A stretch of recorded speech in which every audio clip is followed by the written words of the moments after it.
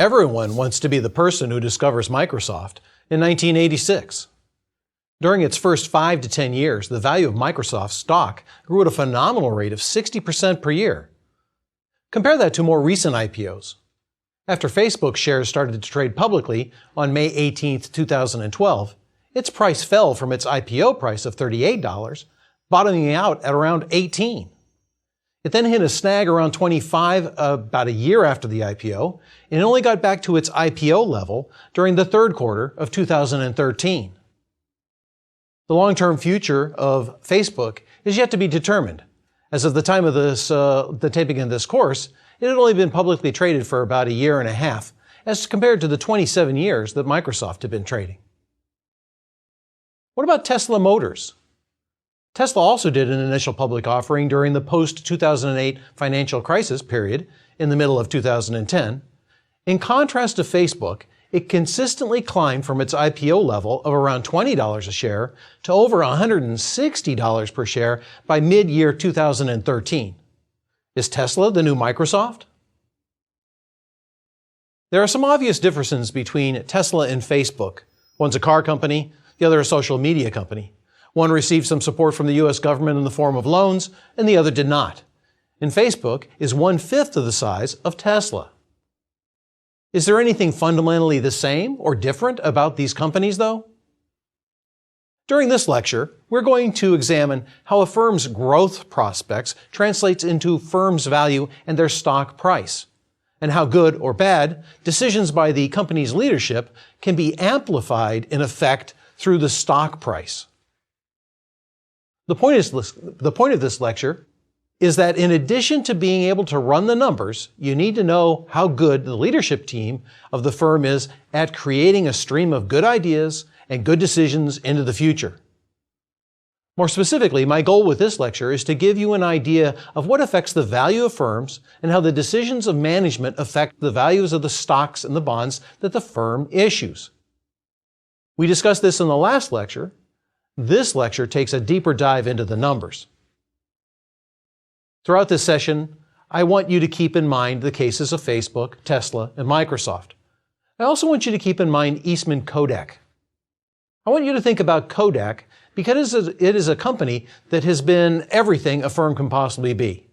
Kodak has been an iconic U.S. company, entering the Dow Jones Industrial Average Index in 1930, where it stayed for 74 years. In the 1970s, it dominated the market for photographic film and cameras, representing 90% and 85% of the U.S. market respectively.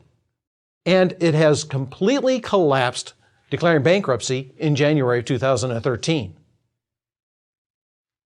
Since the turn of the 21st century, Kodak's price has fallen off a cliff. In this session, we'll see how future prospects keep prices up. We will see how to quantify these future prospects and how to translate these prospects into current price or current value. We will see why a company like Kodak has its price fall to zero, while other companies trade at prices many times the cash flows that they generate in a year. In the lecture, we'll examine the valuation of stock as the present value of its stream of dividends. We will then consider how these dividends can be sustained by the management. These two topics together link the management's decision to the value of the firm's stock. To start, let's consider a firm that pays dividends. You might often hear that such a firm is a good firm since it can generate a source of cash flow to you that will allow you to buy groceries, pay down your mortgage, go on vacation, and so on. One of my goals with this lecture is for us to examine how dividend payments affect the return on your investment in that firm. In this lecture, I want to identify where the magic happens in a well-run firm. I want to point right at the spot in the equations where the value of what goes on inside of corporations generates value for the investor. As we discussed last lecture, this value comes from the management's ability to find positive NPV projects. In this lecture, I want to point right at the spot where the good management manifests itself. In order to do that, I'm going to build a simple model, but not a simplistic model, that connects three different items. 1, the future opportunities and cash flows of the firm. 2, the quality of managerial decisions. And 3, the value of the firm's securities. With this model, we'll be able to see how good managerial decisions can be amplified in the current stock price. This model also allows us to see the nature of the differences between a company like Tesla and Kodak. And finally, this model will allow us to see how these differences will manifest themselves in the market variables we can see from various financial information sources. This last step is extremely important because there is a lot of misconceptions regarding how to interpret these numbers. This model will provide some clarity for you on how these numbers are calculated and what they mean. Okay, so let's build the model. The model will utilize the formulas that we developed in Lecture 7 on present value calculations.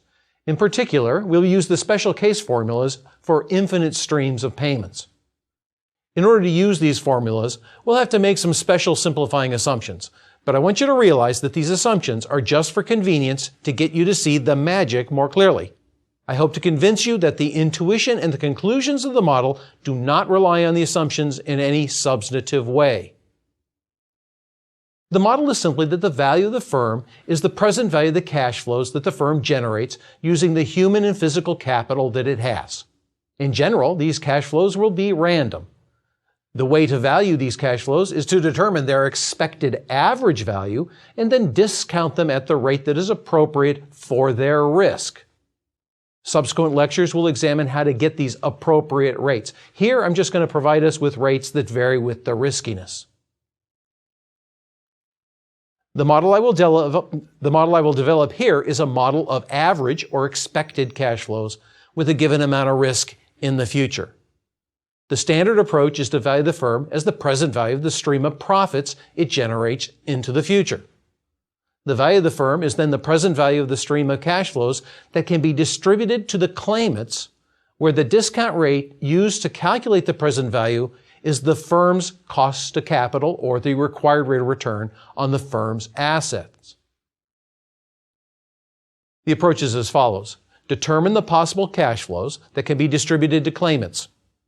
These are called free cash flows. Then determine the value of the firm by taking the present value of these free cash flows. Then determine the value of the debt, subtract that from the value of the firm to get the value of the equity. This is called the free cash flow approach. Now let's examine the stock returns more closely. Rather than value the whole firm and then subtract the value of the debt, you can also directly value the stock based solely on the cash flows stockholders are expected to receive. We will see how to do this in this section of the lecture. The basic approach is to recognize that holding the stock forever provides an infinite stream of dividends. Discounting the infinite stream of dividends at the rate of return investors require for the stock gives us the current value of the stock. Let's assume that the stock today trades ex-dividend. That is, the next dividend is 1 period hence. If you buy the stock today, you have to wait a period to get the next dividend. Let's say that the stock pays a dividend 1 year from now and dividend 2 years from now, et cetera, et cetera. Also, let's let the required rate of return be R. The price of the stock is simply going to be P0, the current price, is equal to div 1 divided by 1 plus R raised to the 1, plus div 2 divided by 1 plus R raised to the 2, plus then D3 divided by 1 plus R raised to the 3, plus ... on and on forever. Let's do a little example based upon a real company. The American Financial Group. Let's say that they just paid a dividend of 78 cents. Let's see what would happen if that annual dividend was expected to stay at 78 cents. Let's say that the risk of AFG stock is such that the discount rate is R is equal to, 10.5%, or R would be 0.105. In that case, the present value of AFG should be what? P0 should be equal to 0.78 divided by 1.05, or $7.53. By the way, what we're using here is we're using what? The present value of an infinite stream, the present value of a perpetuity. By the way, when I did this calculation, the price of AFG was actually $51.58. When I did this calculation, should I have shorted? Well, not so fast. According to Fidelity at that time, the dividend had grown at 9% in the past. If the dividend is expected to grow at 9% every year, then the next dividend will be what? 78 cents times 1.09, it'll be 85 cents. Given this growth, we should not use just the present value of a perpetuity. Instead, we should use the present value of a growing perpetuity formula that we saw back in Lecture 7. Using that formula, we have the current price is equal to the next dividend of 85 cents divided by the discount rate minus the growth rate. In this case, the discount rate is 10.5%, 0.105, minus the growth rate of 9%, 0.09. That's going to give us a price of $56.68. Recall that the present value of a growing perpetuity formula uses the next payment in the numerator. Thus, we use the dividend expected next year of 85 cents, not the current dividend of 78 cents. The value at the time that AFG was very close to the value that we just got. So this model's working not bad. To show you how important the discount rate is, though, notice that if the discount rate just changes by 1 percentage point, higher or lower, the value of the stock varies by a wide amount. For example, if instead of the discount rate being 10.5%, it's 11.5%, then the price of the stock is $34. And instead of it being 10.5%, it's 9.5%, it's $170. This illustrates how important it is to get the discount rate right for a given firm's risk. Next, let's turn to seeing how good decisions taken by the firm's management translates into the current stock price. The point I want to make here is that the price of the stock depends crucially on the ability of the firm's management to continually find positive NPV projects to invest in.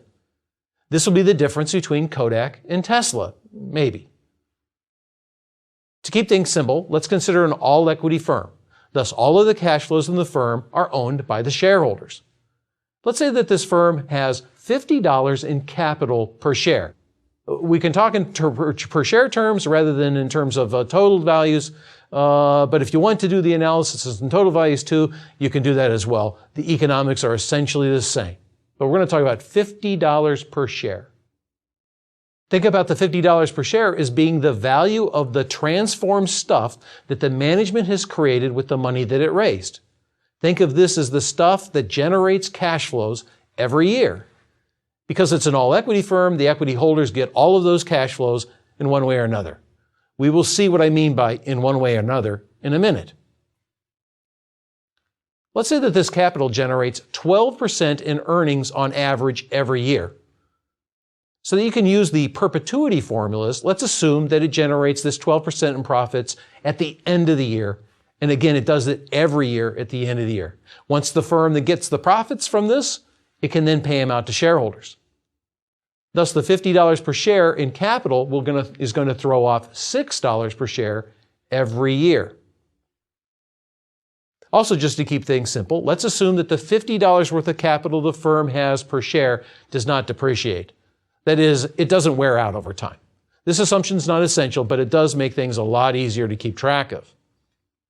Okay, so now given the riskiness of the firm's business, let's say that the investors require a 10% return on their equity. Since it's an all-equity firm, the cost of capital for this firm is also 10%. Next, consider the decisions the management can make with respect to cash flow. If the management pays out all of this $6 as a dividend, it will not retain any earnings to plow back into the firm. In that case, the firm will not grow. The $50 in capital per share will just stay at $50. If the firm pays all of its earnings out as a dividend, then what's the value of the stock? If the firm will always be able to generate 12% return on capital on average, then it can pay a $6 dividend every year at the end of the year on average for every year. In that case, the stock is a perpetuity. Using the present value of a perpetuity formula and the required rate of return of 10%, the per share value of the firm is simply what? P0 equals $6 divided by the discount rate of 10%, 0.10, that's equal to $60. If this is the current policy of the management, this is what you should be willing to pay for the stock. Notice if you pay this, you're going to get a 10% return on average year after year after year. To see why, let's decompose your return into two components, the dividend yield and the capital gain. The dividend yield in this case is just going to be 6 divided by the current price of 60. That's 10%. What will be the capital gain in terms of the return that you get year after year after year? To figure that out, we need to predict what the price will be next year. Well, given the payout policy, the management, the price next year is easy to figure out. Next year, the dividend will also be $6. If the firm is no more or no less risky than it was this year, then the required rate of return will remain at 10%. Thus, the price next year will be, 6 divided by 0.1, it'll be $60 again. Thus, the expected capital gain is 0. All of the return on this stock comes from the dividend yield. Your total return is 10%. Now, can the firm increase its stock price by retaining some earnings to reinvest in itself? For example, what would happen if it plows back 40% of this money and it pays out 60%? Let's say after 1 year, at t equals 1, the firm will have $6. It pays out 60% of that $6, that's $3.60, and it plows back the remaining 40%, and that's equal to $2.40. Thus, the dividend per share at t equals 1 is going to be $3.60. Under this policy, what will the firm pay as a dividend at t equals 2? Okay, so at t equals 2, the firm's capital grew to $52.40 per share. That's the original 50 plus the $2.40 in retained earnings that they plowed back into the firm. If the firm invests that $2.40 in retained earnings into the same capital as the original $50 in capital that generates 12% in earnings, then between t equals 1 and t equals 2, the firm will generate 0.12 times $52.40. It'll generate an earnings of $6.28. And out of that, if it pays out 60%, it's going to be paying a dividend of $3.77. And it's going to plow back 40% of its earnings. That's going to be $2.51. Thus, at t equals 2, the capital then becomes what? $50, that's the original, plus the $2.40 that was invested the previous year, plus the $2.51 that was just invested. That brings it up to $54.91. Between t equals 2 and t equals 3, the firm generates then what? 12% of $54.91, that equals $6.59, of which it's going to pay out 60%, which is $3.95, as a dividend, and then it's going to retain 40% of that, which is $2.63, okay, et cetera, et cetera, et cetera, right? So every period, right, we pay out a little bit more, we invest a little bit more. So the question is, what is going to be the growth rate of the dividend? All right, the dividend growth between t equals 1 and t equals 2 was what? At t equals 2, it was 377. At t equals 1, it was 360. So if we take 377 minus 360 and divide by 360, we see that the growth rate is 4.8%. And the growth between t equals 2 and t equals 3 is going to be based upon what? The dividend that was paid, that was $3.95, minus the dividend that was paid at t equals 2, $3.77, all of that divided by $3.77, that also equals 4.8%. If you continue on this way, and the capital continues to generate 12% per year, then the growth of the dividend with a 40% payout ratio will be 4.8% in perpetuity. In fact, the growth rate in the dividend is simply the plowback rate times the return on the capital. That is, 4.8% is 40% of the required rate of the return on the capital of 12%. If you took over as management of this company, would you want to plow back 40%? Right now, the firm pays out a dividend of $6 per year, and the stock is worth what? $60. If you take over and plow back 40%, will the shareholders view you as a hero or as a goat? Okay, so there's two effects. First, the dividend is lower if the firm retains more, if it pays out less and retains more. It was $6. Under your new 40% plowback policy, the next dividend is only going to be $3.60. That doesn't sound good given that the value of the firm, or the value of the stock in this case, is the discounted stream of dividends. The second effect, however, is that under your potential plowback policy, the dividends will grow. The efficacy of your policy depends upon what happens to the stock price. Now, the share of a price is the present value of a growing perpetuity with what? A 4.8% growth rate with the next dividend at t equals 1 of $3.60. Thus, the price now is going to be P0 equals 360 divided by the discount rate of 10% minus the growth rate of 4.8%. That ends up equaling $69.23. The price goes up, so you're a hero. Of course you are.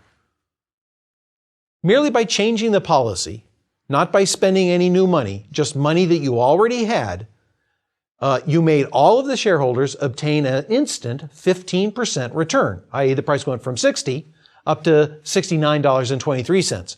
That's heroic. If someone buys the stock now, after the new policy has been implemented, what is their return going forward? The price next year is going to be P1 is equal to the next dividend after that, which is $3.70, again divided by what? The discount rate minus the growth rate. The discount rate's 10% minus the growth rate of 4.8%. That ends up equaling $72.55. This is true because next year the expected dividend to be paid is going to be $3.77. Since it will continue to grow at 4.8% thereafter, the value is just the value of a growing perpetuity. As a result, over the next year, a new investor will get a total return based upon the following. One, a purchase price of $69.23, a dividend payment of $3.60, and a future price after 1 year of $72.55. The total return then is what? It's $72.55 plus the $3.60 in the dividend, subtract off the original purchase price of $69.23, take all of that and divide by $69.23, and what you get is 10%, 0.1, 10%. So regardless of whether the dividend is $6 with no growth or $3.60 growing at 4.8% thereafter, the total return is 10%. This 10% is the amount that is needed to compensate the equity investors for the risk that they bear by owning the stock. The price of the shares adjust to make the return reflect the required rate of return. So if somebody tells you that you should buy a stock because it generates a high dividend, that may not be a very good reason. The firm may be paying a high dividend but not generating any capital gains. The only reason you might care whether the returns are in the form of dividend yield versus capital gains is due to some asymmetries that might exist in the tax code. They typically exist in the tax code because capital gains you typically pay less than if you were to pay on dividends. This is one of the reasons that more often than not, it's the case that firms have stopped paying dividends in order to lower your tax bill. Let's return to the issue of plowing back earnings. Why did the price go up? The answer is that by plowing earnings back into the firm is exploiting a whole series of positive NPV projects. Intuitively, the firm is essentially borrowing money at 10% and investing it at 12%. The 10% is the rate of discount applied to its equity. Thus, for every dollar the firm receives by selling equity, the firm is essentially promising $1.10 back on average. When the firm then takes that $1 it raised and puts it into the firm's transformational process, it's going to get 12%. That $1 will turn into $1.12. Thus, after it pays back the $1.10 it owes, it has 2 cents left over, which the equity holders are going to get. This 2 cents can be reinvested to generate even more gains in the future. What if the return on capital is only 8%? Then without any plowback, the price of the firm would then be what? 50 times 0.08, that's going to be the cash flow that you get, divided by the discount rate of 10%. That ends up equaling $40. With a 40% plowback, the next dividend is going to be what? 0.08, that's the return on the capital times the 50 times a 60% payout. That's going to be $2.40. The dividend growth rate is going to be what? 40% of the return on capital of 0.08. That gives us 0.032 or 3.2%.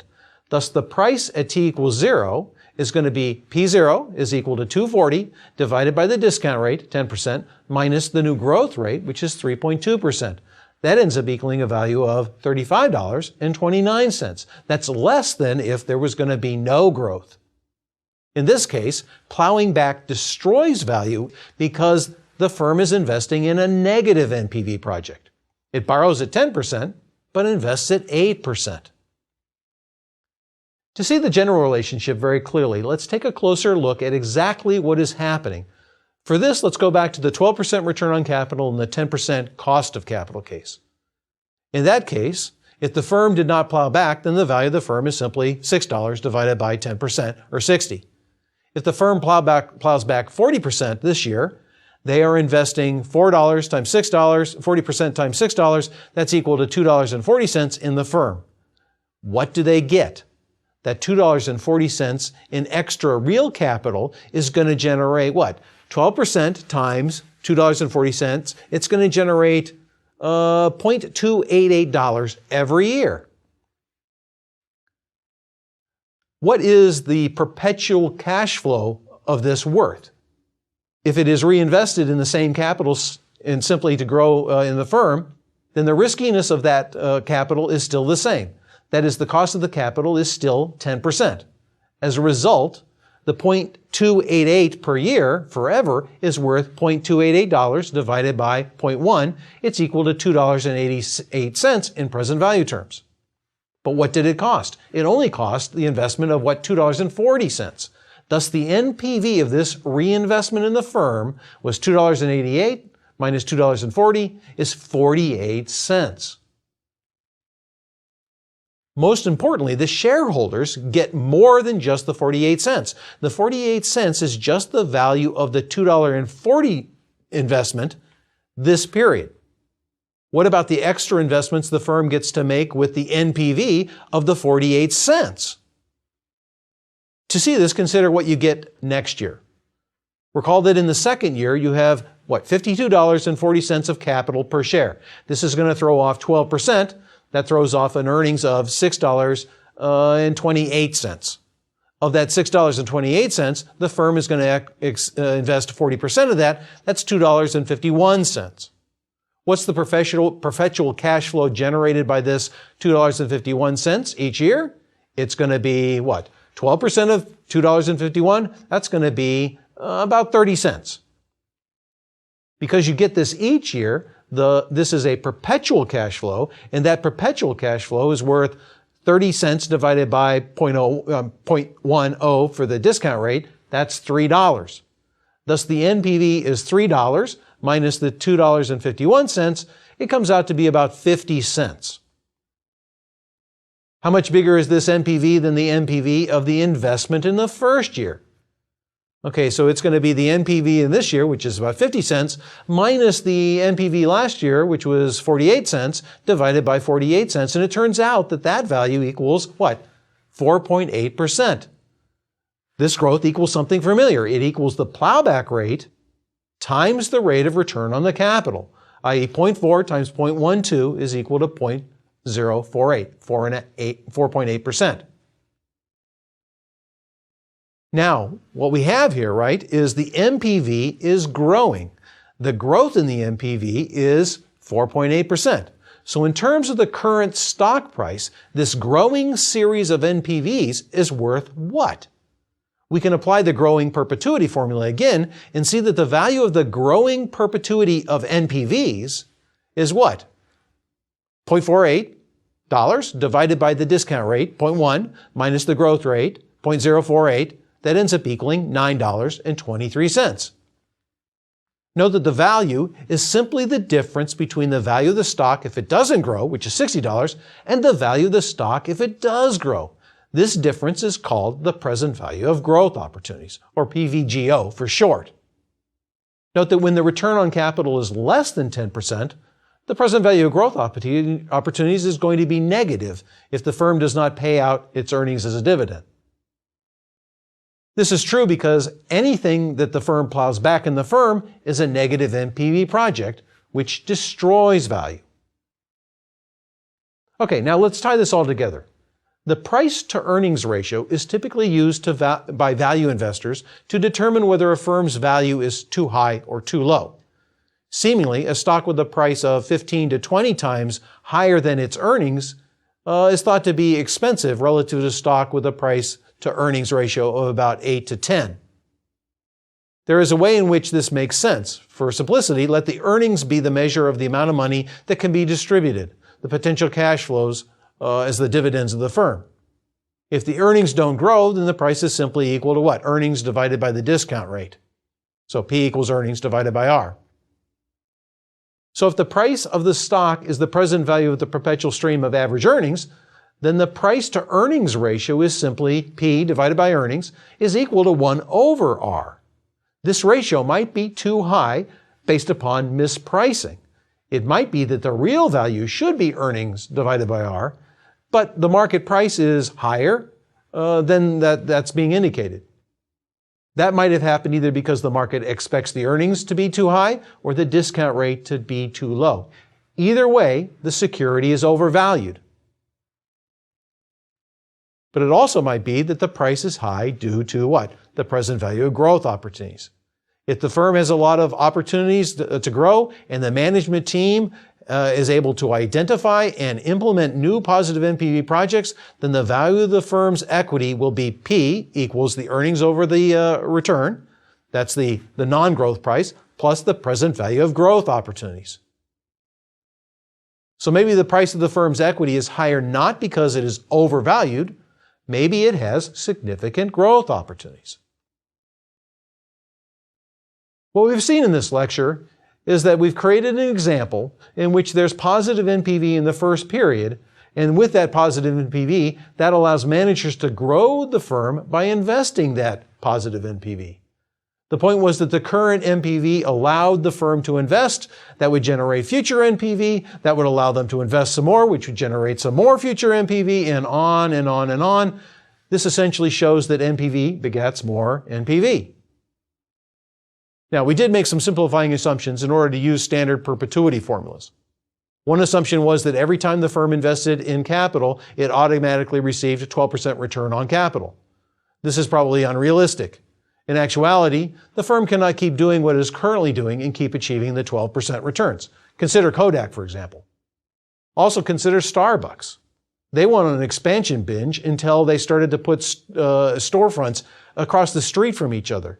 The return on each of those new storefronts was not as high as the original storefront that they put up. In order to get this present value of growth opportunities, the management team needs to create an environment in which the management is constantly looking for new NPV projects. It creates this environment by looking for NPV projects constantly and always implementing them. If they have NPV, they can use that NPV to create new NPV projects. The risk to an investor who pays for the present value of the growth opportunities is that the management may falter. Thus, if an investor, you might need to have a very clear sense of the ability of management to sustain an environment that continually seeks to generate positive NPV projects. If the management can, then the management's decisions will get amplified, as we've shown. Kodak lost that ability. Perhaps firms like Facebook and Tesla are just getting started.